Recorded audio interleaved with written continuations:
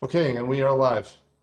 Good afternoon, everyone. Thanks for attending the Education and Communications Subcommittee meeting.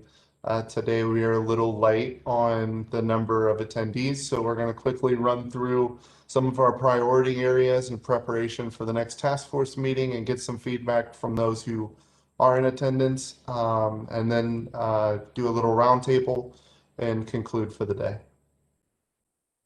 So first I'm going to share my screen and let's just go through the PowerPoint that we went through a couple weeks ago at our community task force meeting, and have a conversation about where we're headed and where some of our opportunities are.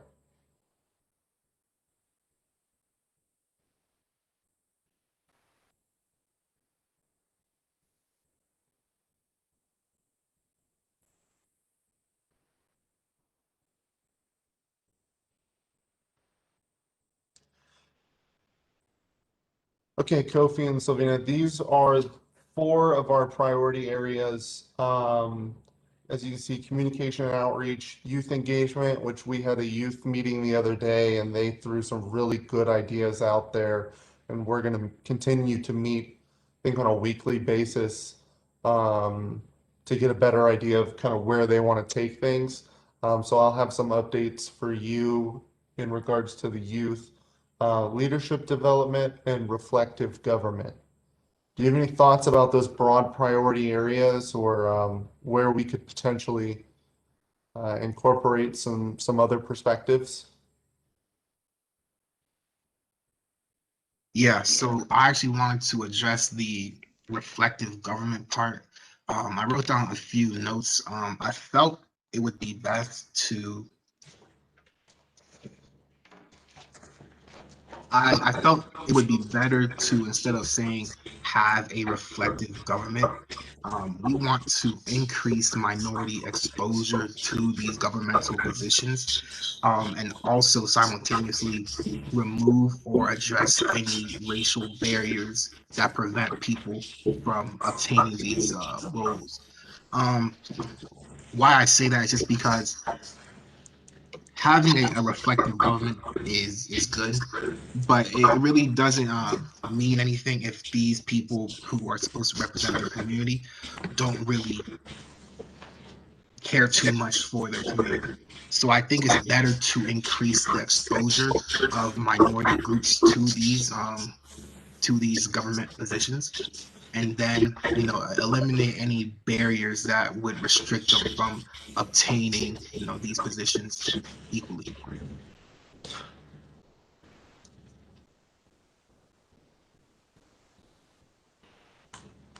Sylvina, did you have any thoughts regarding what Kofi stated?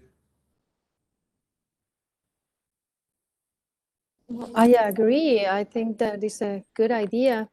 Open it up to other communities, other people, so they can engage in that interest. Absolutely. Kofi, are you speaking to hiring, recruiting, and having the staff of local government be more reflective of the demographics of the community? Or are you saying in communicating with government, engaging with government? When I read the reflective government, I took it as having city officials, government employees that represent underrepresented groups. Is that what the reflective government was getting at? I just wanted to make sure that in my notes I was explicit as to your input. So you guys may have seen this document. It flipped over, right, for you. You can see Word. This is what Dana sent out in the very beginning when we kind of started to pull this together. Um, and he has reflective government, uh, increasing awareness, promoting diverse elected and appointed persons, and creating an understanding and interest in local government among diverse members of the community. So my understanding of it was that it was twofold, that it was what you were saying in regards to staff and elected officials becoming more diverse and more reflective and more and decreasing those barriers to entry, if you will. But also in the way that the city officially releases its stances and speaks to the community and being more inclusive and reflective. So I think it's twofold. Yeah, I would agree. What Dana wrote in that document is pretty much what I was saying. So that document pretty much sums up what I said. But then also what you said about how having a government that will support its community and reflect statements on issues. Right. I agree with that as well. Right. So maybe, next week when we have more people or whenever we meet next, we bring up with this. I think this is a good conversation point, but specifically maybe adding another bullet point of how our communications are maybe reflective of diversity and multicultural aspects of situations. All right, we'll hop back over here. Like I said, with youth engagement, they specifically are going through and pulling out some of the things that they're interested in. I'll give a little update because they meet weekly on Mondays. They want specifics as to how the city can engage with youth to understand their needs. They want to expand and formalize their youth subcommittee so that it's ongoing, outliving the community task force, and formalizing it to the point where maybe it has a member on the diversity, equity, and inclusion board, which will be the body that this task force kind of morphs into over time. They were interested in the city working with schools, recreations, arts, athletics, and Centero to have citywide events that are maybe created in a way that is attractive and gets to different diverse sets of organizations. So maybe using soccer league, clubs at the rec center to get in and connect with people in different ways other than just in the library or in the schools. And then the last one they were talking about is treating the youth as a relevant stakeholder moving forward, making sure that our programming is tailored to youth specifically, as well as other groups in the community.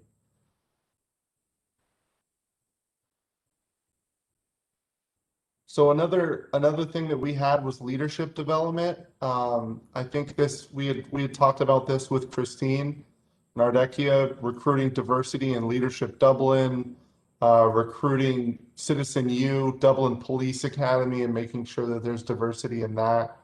Cultural awareness training, implicit bias training kind of goes back to those community dialogue sessions that we spoke about in our first meeting. Do you guys have any other ideas about potential opportunities for leadership development within the city or within the community specifically?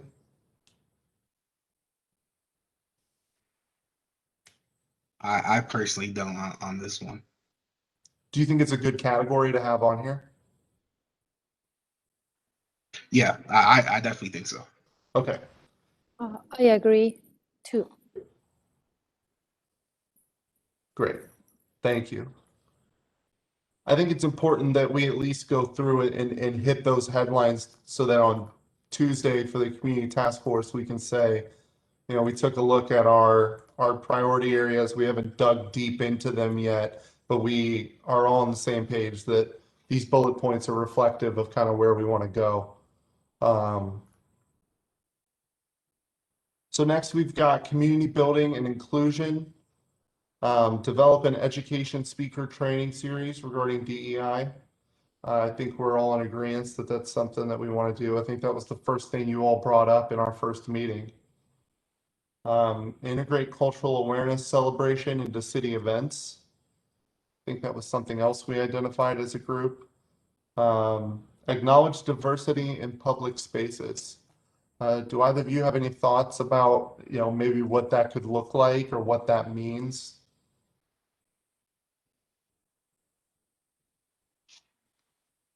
I thought something that Christine said was how in the rec center it generates the most foot traffic, having like a little section focused on diversity. Something like that is fine. So, having signs in different languages and pictures, signs with different features, people, different communities look alike. I don't know, sorry, that's kind of like make people feel more comfortable. Sure. No, those are some really good points.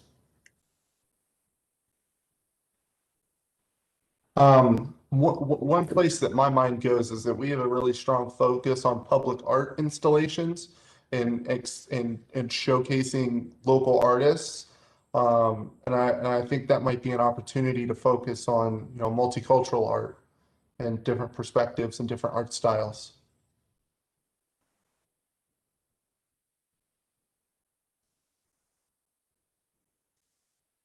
Promoting Dublin as an inclusive city. That's a rather big one, that can be broken down a lot. Do you have any preliminary thoughts as to how we can effectively do that? I mean, I think it's kind of all encompassing of all the things we're trying to do, but what are some of the specifics that maybe you see as opportunities? So my thing about the promoting Dublin as an inclusive city, I didn't think that we should include that at all, because I think Dublin, instead of trying to promote and sell the idea that they are inclusive, they actually need to focus on being inclusive first. I feel like when you are an inclusive city, your work does the talking. I feel like Dublin itself promoting itself, saying, "Hey, we're inclusive here, we're inclusive there." I don't really think that's is appropriate, because that statement itself, it's not there's not a common agreement with Dublin residents on that. So I want Dublin to actually be inclusive before the city starts advertising that, hey, we are inclusive.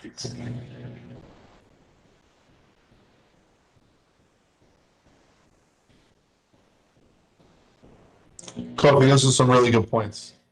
Those are some really good points, and they're incredibly valid. I think that there is some value behind advertising the steps that we're taking, so that we can invite people in to maybe learn new things. But in terms of coming out and just straight up saying, yeah, we made it, we're an inclusive city, you got to do the work beforehand. No, I absolutely hear you. Yeah, I agree with you. I feel like Dublin absolutely can, advertise that, hey, we're taking the steps to be inclusive. But I just felt strongly that if the city were to advertise that we already are inclusive, oh look, we have this person here and this person there, it's not really helpful. But I absolutely do agree that, Dublin can promote the steps they are taking.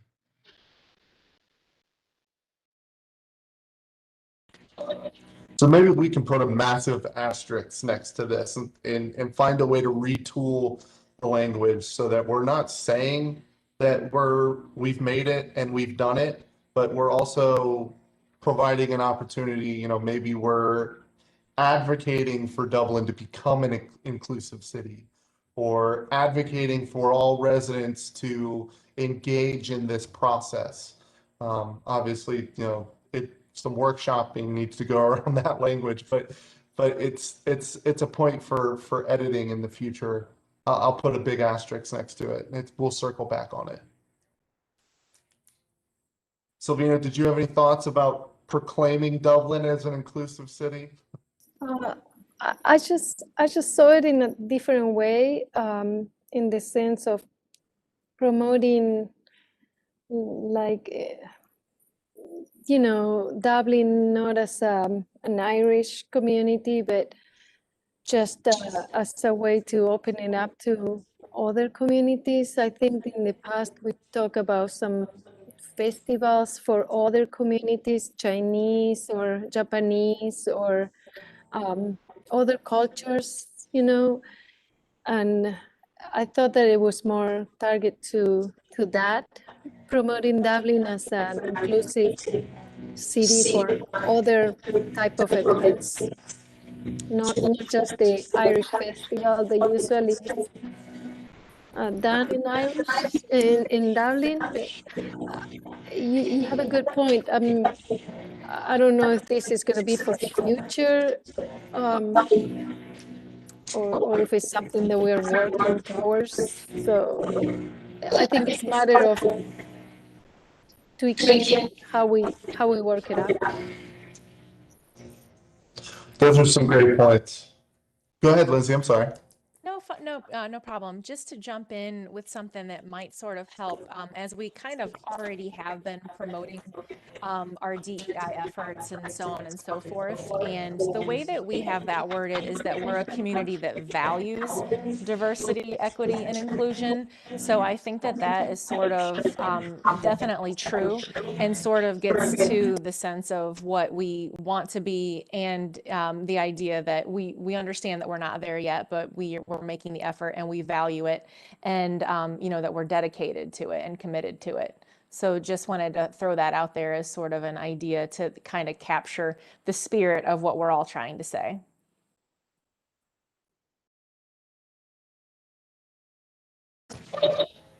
No, I absolutely agree, Lindsay. And I think to Sylvina's point, we can celebrate our current diversity and promote how diverse our community is and uplift those points of diversity, and also acknowledge the steps that we need to take in inclusion and fairness and outcomes within the community.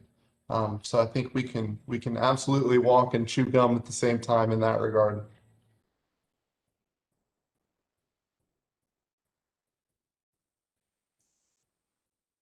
So unless you guys have any other thoughts, those are our 8 priority areas. Obviously, we need to dig into those priority areas a little bit more, but we're a little light on people today. So I think we took some good first steps, and I think we identified some good talking points when we report back to the community task force. I think the question of using the language promote Dublin as an inclusive city when there are questions as to our inclusivity may be a good point to bring up to the rest of the task force for their input as well. But I don't believe that we need to have our specifics ironed out for our next meeting. I'm going to scroll forward here. My computer will load. Yeah, so the March 16th, we're supposed to, I guess PowerPoint just decided to die. So March 16th, we are sharing and discussing our aspirational goals. We don't need to report back and recommend adoption of any kind of language until April. So it's okay that we didn't get very much in the details today. But I think those couple points of discussion that we had would be maybe advantageous to bring to the group at large.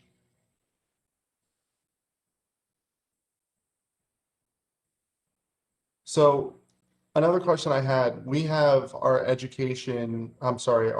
youth subcommittee every Monday. And we're doing that Monday every week, and it's worked out pretty well. One of the concerns that I had with trying to get us to do weekly or bi-weekly is overwhelming the clerk's office and maybe not being able to get them minutes and everything else ahead of time, but it looks like it's working. So would you guys like to maybe try to get this at a different time and at different intervals so we meet more often and more people have the opportunity to jump in?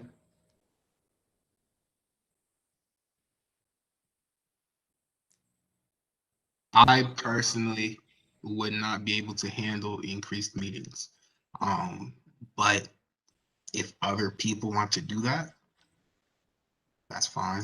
But me personally, like, I just would not be able to do that. That's fair. I like coffee. I cannot increase more meetings during the week. I'm working already overtime for school. Right. I completely understand. So you both would say that every 3 weeks works. Yeah, I think this is appropriate interval. Okay, so then I need to figure out a different time, which is rather difficult because when I sent out the survey, every single time block was tied with the other one. So everybody has a different schedule that they have to adhere to. So I'll try again in finding a good time that we can all be here so that we get a little more participation moving forward. Okay. So I guess now is time for roundtable. Do you guys have anything that you'd like to bring up? Any thoughts, any concerns? Nothing from my end. Me neither. Lindsay, did you have anything for the good of the order? Well, I guess just two things that I wanted to bring up, and one would just be, for my office's benefit, a discussion on communication methods. So I don't know if it would be worth surveying the community task force as a whole, or maybe having you all share it with your specific groups, just kind of like how do you get information? Because with the city, like if we want to get out information, if we want to talk about programs, if we want to talk about any of the efforts that we're making, if we're trying to recruit members to our boards and commissions, what kind of channels does everyone use so that you can actually see the information that we're getting out? And I know, Sylvina, we've talked about how you see the stuff that we put out on Facebook and you share that with your groups, and that is so much appreciated. But I would love to hear just from the greater group some other channels that maybe we're missing, or how you think that you could see, like if you're on Facebook but you're not seeing what the city's putting out, what are some ways that we could make sure that we are reaching all of the audiences that we want to reach? Lindsay, that needs to be one of our priority areas. We need to include that in our communications recommendations, I think, to use diverse avenues to reach out to different groups of people in the city of Dublin. I think that's a good talking point for our priority areas. Thank you for bringing that up. What was the other thing? You said there were two. Oh, I think the other thing I was going to talk about was just the idea of recruiting for the boards and commissions. Someone had brought that to my attention.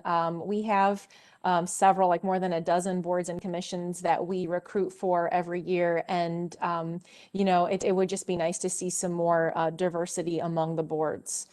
So if anybody had ideas on that, I thought that would be definitely a way to make real strides toward increasing diversity and inclusion among like city government. So these are volunteer board and commission members that it would be nice to just like talk about outreach for recruiting, like recruiting diversity among the boards and commissions.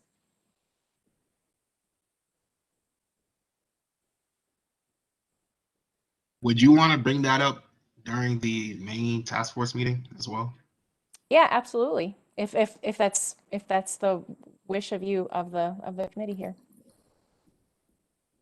Yeah, there'll be a section where if anyone has any new business during that time period, just talk about it. Yeah, absolutely. That sounds great. And just for the knowledge, when you are part of a board member, how does that benefit you? I mean, what does that bring to a person in order to be able to bring to their benefit, so they are able to use it, in the future, to be able to say, I belong to a board, in the Dublin city, and in that way they feel kind of empowered that they can join. What can we tell them so we can inspire these people to belong to these boards? That's a really great question. That's a really good point, because just giving back to the community might not be enough of an incentive for people, as we know are all really busy. But there are, I mean, I think it'll just be worth increasing the efforts to get the word out about what the committees are, how many there are, because there are so many different things that might appeal to various people, you know, everything from the Veterans Committee, the Planning and Zoning, Administrative Review, Architectural Review, Community, there's a whole variety of things that people can be involved in, and you know, that they could use just for personal fulfillment to definitely help the community. And they can, it definitely helps your resume, whether it's for your life or your professional resume. It's very good experience to have. And it's, it's not like a lifelong commitment either. So I think most of them are 2-year commitments, and, they would definitely be good. But it would be nice to talk to some former maybe or current commission members to talk about, if the experience is rewarding for them and why. So I think that that's a really good point. Just trying to look at how to promote those. Mhm. It's a good point, and I was thinking about career centers for students that are in the path of getting a career, and then this may be something that if they might be interested in a profession, maybe being participant of a board, it brings them that education of what they can do in the future, and then getting that knowledge in that profession that they can one day obtain themselves. So and in a way, as a youth, and then being in the school, and then belong to a board, I don't know, it could be an inspiration, but I think that's it. Yeah, that's a really great idea and a really great point, especially for trying to recruit younger members. Just a thought. Boards and commissions work on some pretty big projects too. I mean, their recommendations have a big impact on the direction of the city. So, I mean, diverse perspectives will absolutely shine, and push us in a certain direction. Also, all of the council members that are currently on council at one point most of them were on a board and commission. And it serves as training to become a council member. So even if, any of your students want to be the mayor one day, it's good to get involved early and get that training. So, Kenny, did you have anything for us? Not at this moment, but I was just going to add, like, the board and commissions. That's a excellent topic to bring up as well. You guys know Jane Fox on City Council. She serves as Planning and Zoning Commission member as well. So there are some ties there that you guys mentioned. So definitely helpful in training and experience, all that good stuff. Deidre? I don't have anything to contribute at this point. I just I'm just learning as I take in everybody's comments and suggestions, and I like the momentum that this group is gaining, and definitely want to just keep that up and know that you all have our support here, whatever that takes. So.